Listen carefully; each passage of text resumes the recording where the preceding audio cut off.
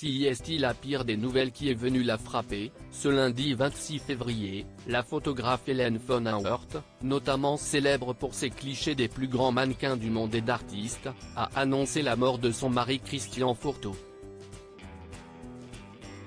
En couple depuis de nombreuses années, le couple filait le parfait amour depuis plus de 30 ans et avait même accueilli une fille, aujourd'hui jeune adulte.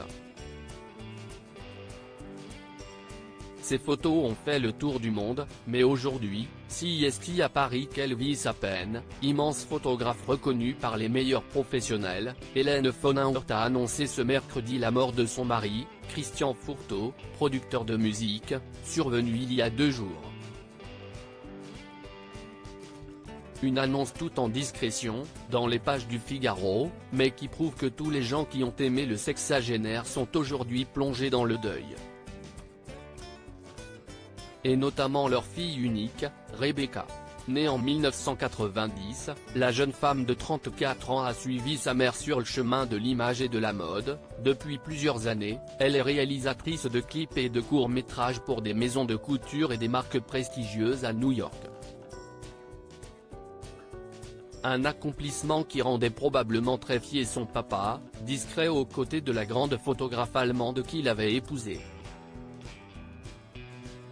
Une photographe qui avait justement débarqué de son pays natal dans les années 80.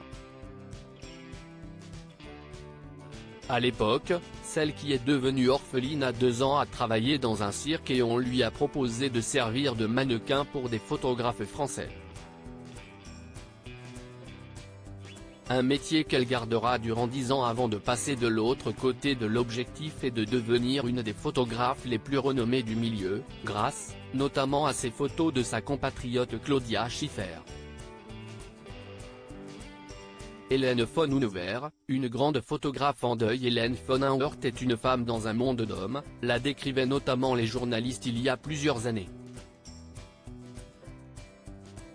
Mais pour l'heure, l'Allemande de 70 ans est d'abord une femme en deuil, qui va devoir surmonter la douleur de cette perte si jeune. Heureusement, elle pourra sans doute compter sur le clan de son mari, dont Marie-Eugénie, Richard, Anne-Marie, ses frères et sœurs, ou ses nombreux neveux et nièces. Et notamment pour l'enterrement au Père-Lachaise, samedi 2 mars.